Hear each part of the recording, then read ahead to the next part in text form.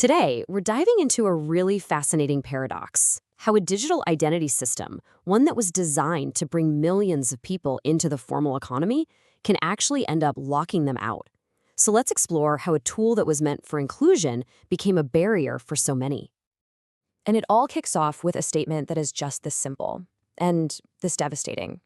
These are the words of Amina Yusuf, a resident of Kano, Nigeria, and they just perfectly capture the problem we're talking about today. For millions of people, this isn't some abstract policy debate. It's their daily reality. So, Amina's story, it's the perfect example of what we're talking about.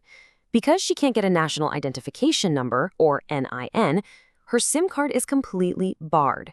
Think about that.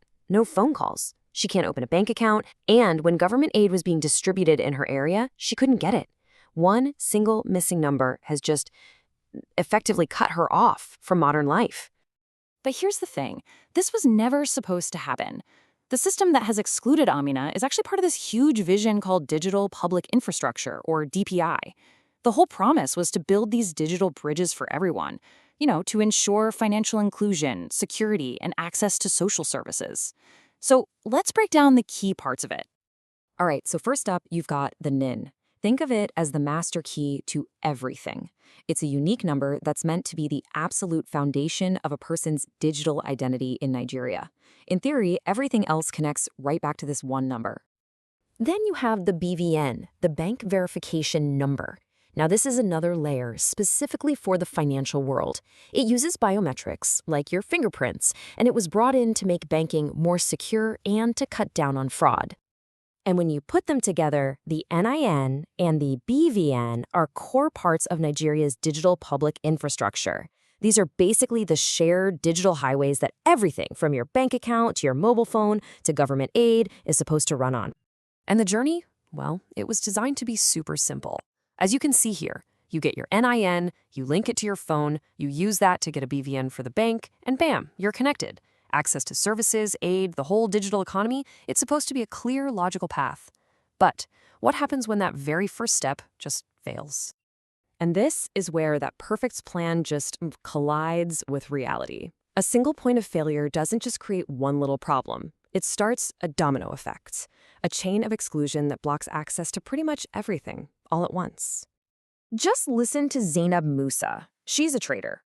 Her fingerprints, worn down from years and years of hard work, they just can't be captured by the biometric scanners. No readable fingerprint means no BVN. No BVN, no bank account. And without an account, no government assistance. A lifetime of labor has literally locked her out of the digital world. But it's not just about getting the numbers in the first place. I mean, look at Awalu Muhammad. He did everything right. He got his NIN, he got his BVN, but then, to open a bank account, the bank demanded a utility bill as proof of address. But he lives in informal housing, so he doesn't have one.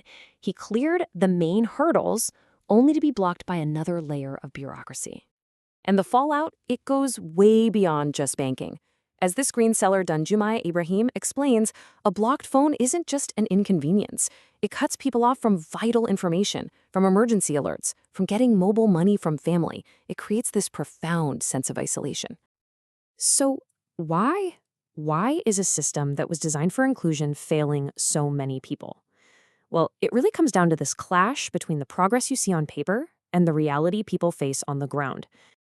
Because if you just look at the numbers, everything looks great. By the end of 2023, Nigeria's National Identity Management Commission had reported over 127 million unique NIN enrollments. I mean, that sounds like a massive success story, right? Which, of course, leads to the big question. If enrollment is so successful, why are we still hearing stories like Amina's and Zainab's and Awalu's? Why are so many people still on the outside looking in? Well, the answer is in the execution, in the details.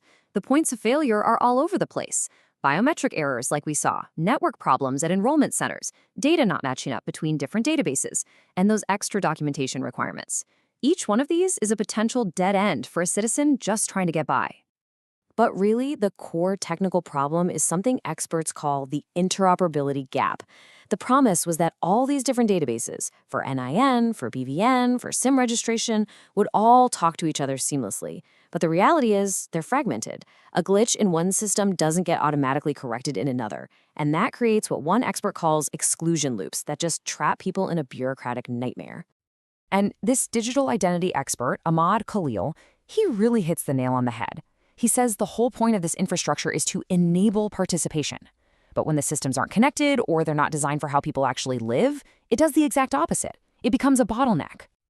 So, it all boils down to this one central question. Is Nigeria's digital identity system acting as a bridge to opportunity, like it was supposed to? Or has it accidentally become a gatekeeper? And when you ask who's paying the price for these failures, the answer is it's tragically clear. People in rural areas, women in informal work, the elderly, the poor, people in informal housing. In short, the system is failing the very people it was built to help the most. And that brings us to the central paradox of this whole thing. The very infrastructure designed to create a more inclusive society is actually deepening the divide, and it's pushing the most vulnerable people even further to the margins. And that leaves us with one final, really important question to think about. When technology that was meant to build bridges ends up creating new walls, what is the true human cost of progress?